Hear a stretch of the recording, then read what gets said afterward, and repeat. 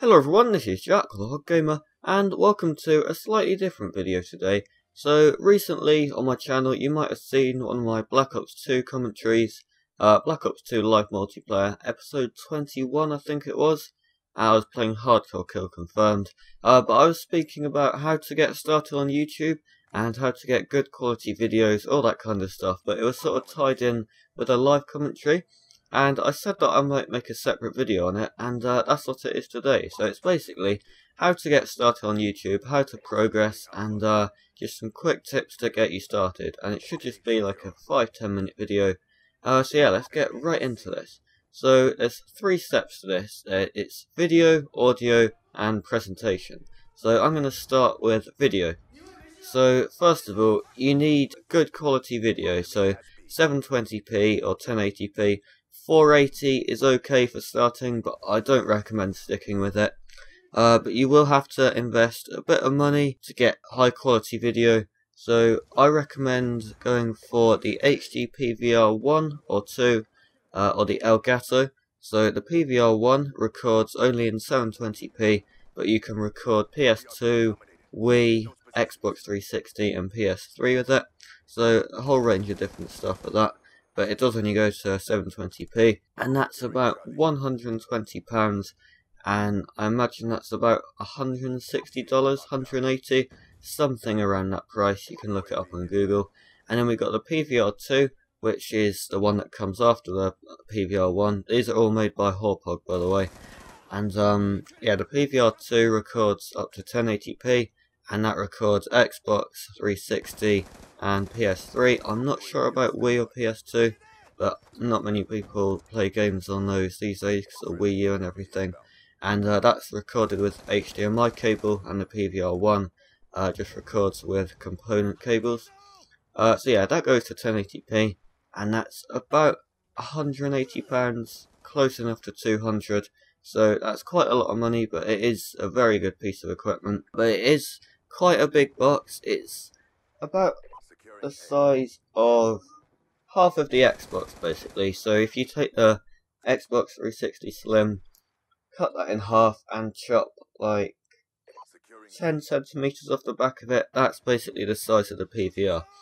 And if you want something smaller than that to just fit on your desk, then there's a nice little device called the Elgato. So basically this is a PVR2, or not a PVR2, but it records in 1080p with HDMI cable, but it's really small, and it's just 2 HDMIs, one in, one out to your TV, and you just record from your PC, and it's just got a USB going to your PC, and that's basically how it works. Really small piece of equipment, a lot smaller than the PVR, and I've heard that they're really good. I don't have one myself.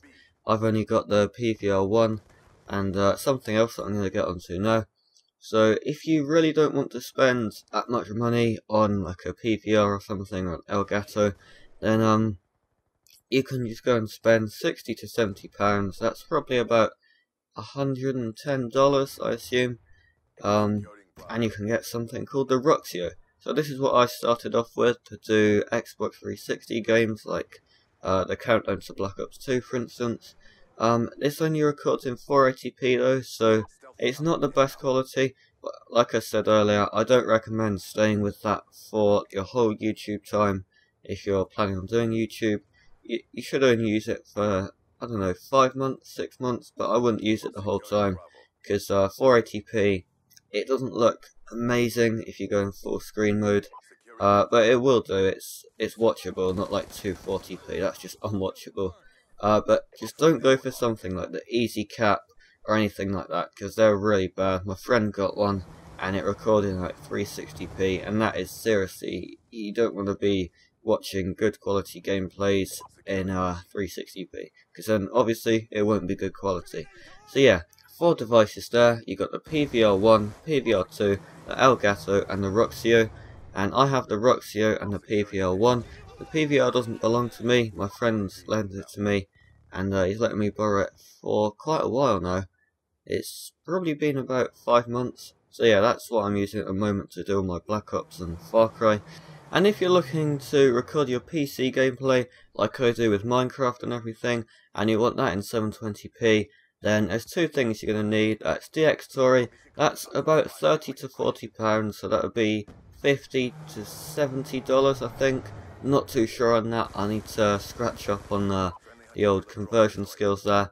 But DxTory, I definitely recommend it a lot more than Fraps. A lot of people say that Fraps is good. Now, it's not bad, but DxTory is a lot better. So many more settings in it, much more customizable, and there's just so much more stuff you can do with it. And the other thing you'll need is something called Sizer. So with this, you can choose the window size you want. So this is how I get my Minecraft to 720p, because before that I was recording it in the default window size, and that was just too small to play in, and it wasn't actually 720p. It was, I think, a lower resolution. So yeah, Sizer, you can just select the window size, make it 720p, and then you just record from there with DxTory, and you're ready to go for PC. That's the video section, and now we're going on to the audio. Alright then, so onto the audio section now, and there's two things you're going to need to get high quality audio, or good quality audio. That's a good microphone and software to edit your audio with. So I started off with just a cheap microphone from Wilkinson's. I think it's my dad's that he just used to record his guitar, and I just found it downstairs, just took it, and that's how I started off. But I wouldn't recommend anything like that just to use for your whole YouTube career if you're thinking on starting and carrying on with it. It's okay just for a bit, but it did pick up a lot of breathing noises, and it was really quiet as well. And then I moved on to something called the HP Premium Digital Headset, and that's about £15 to £30 now. It was 30 when I got it, and now it's 10 to 15, something like that in PC world. That's got a really good mic on it. I used it for quite a while, and yeah, it served me really well. Still use it now, but I don't use the mic, I just use it as a headset. Really good quality sound as well. Fits on your head nicely and doesn't strain your head. It's not heavy at all, really lightweight, and yeah, just really nice to use. So I recommend the HP Premium Digital Headset.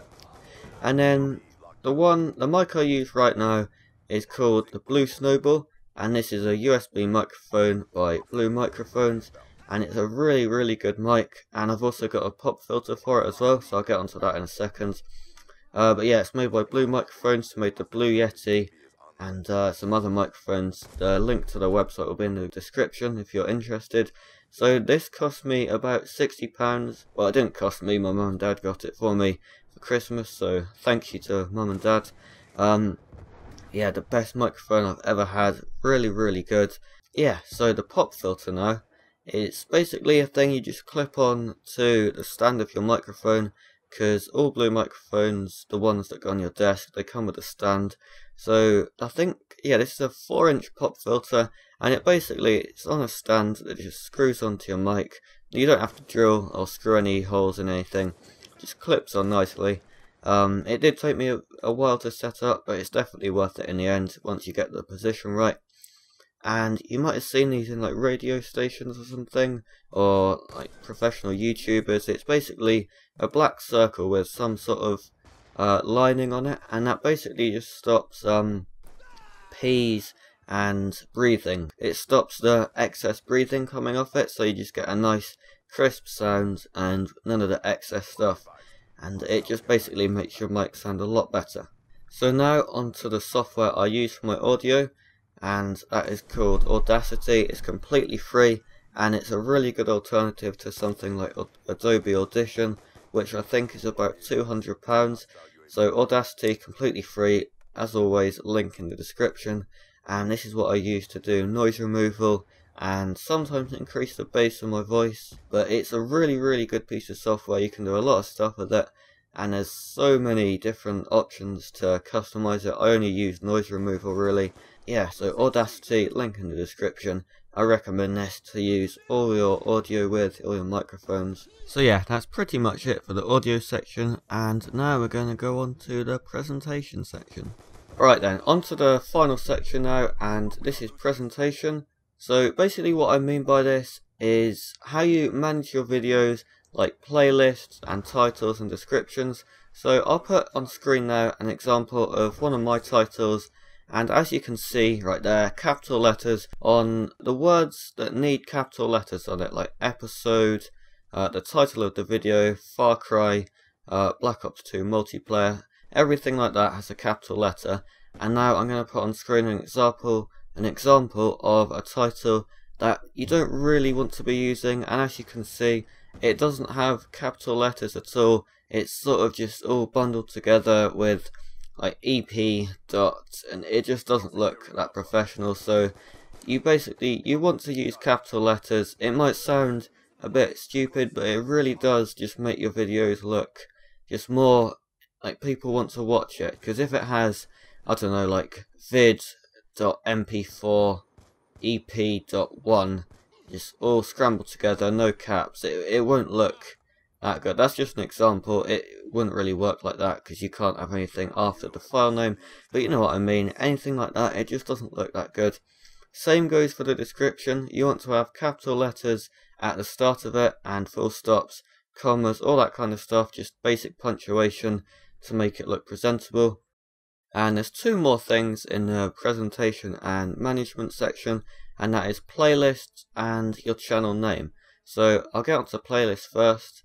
I don't really use playlist as much as I should do really, and I'm just saying to you guys that you don't have to use it, but it is quite good once you get bigger so people can see a whole section of your series. So I think I'm going to start doing this, and basically it just means that all your videos in one series, like, I don't know, for instance my Far Cry series, I can have all of them in one playlist and they're all grouped together nicely. So you can just search playlists on my channel and you'll find all the Far Cry videos I've ever done, and like say zombies, Black Ops multiplayer, anything like that. It just groups them together really nicely, so it's just a lot easier for people to navigate your channel. And then finally is the channel name. So mine's quite a basic name. I'm not too keen on it, but that was basically what I was thinking at the time. But you want to come up with something unique and sort of silly. It doesn't have to be silly, but something that people won't really know what it means. It doesn't have to make sense, if you know what I mean. So for instance, C Nanas, what does that mean? But he's massive, he's got really far. The name doesn't matter too much, but I recommend that you don't put numbers in it, because then it will just take ages for people to find. I don't have some sort of clan thing like XX skill shots, XI12Z, whatever. Anything like that that's not what you really want. Unless you're in that kind of clan, then I guess that's alright. If you want to have it like that, it's completely up to you. But yeah, numbers in your channel name, it just makes it harder for people to find you. Typing it in when they just search for your channel, if they want to find you, show their friend, then it'll just take longer to type in. For example, me and my friend Billy had a channel, I think it was about, well, it was before I started this, about a year ago. Before I started the Hog Gamer channel, it was called Gamer Vids for You. Really bad name right there, and it was spelt like this: G4MERVIDS number 4 and letter U. So it's not really, it doesn't look nice either. It would be a lot better if it was just regular Gamer Vids for You. But even the name itself, it doesn't sound that great. But if you say it, if you look at it with numbers in it, like when people spell it with numbers and letters, it doesn't look nice, doesn't look good at all. But if you spell it with capitals in the right place, so you can identify where the start of a new word is, then it just looks a lot clearer and you'll know where to see. So like with mine, it's the Hog Gamer, capital T for the, capital H for hog, and capital G for gamer. So it's nicely laid out, and yeah, you can just see nice and clearly what my name is. So that's basically it for this video. I hope you all enjoyed it. If you did, then feel free to leave it a like. And I just thought I'd do something a bit different instead of the regular gameplay. But yeah, I really hope you enjoyed it. And the reason I did this is basically because I've been doing it for nearly 8 months now. So I thought it could be a good time for me to give you some getting started information and tips, all that kind of stuff, because I'm starting to pick up the pace on subscriber growth now, getting quite large now. Not really large, I'm not saying I'm like really millions of subs, but I'm slowly getting there. Not to a million obviously, but you know what I mean. So yeah, I thought I'd just give you some tips on how to get started, and sort of a little backstory to how I got started. So I hope you all enjoyed this, and if you did, feel free to leave it a like, and if you took something away from it, then share it with your friends if they're interested in starting YouTube. But yeah, that's it for today. So thank you for watching, and I'll see you all next time.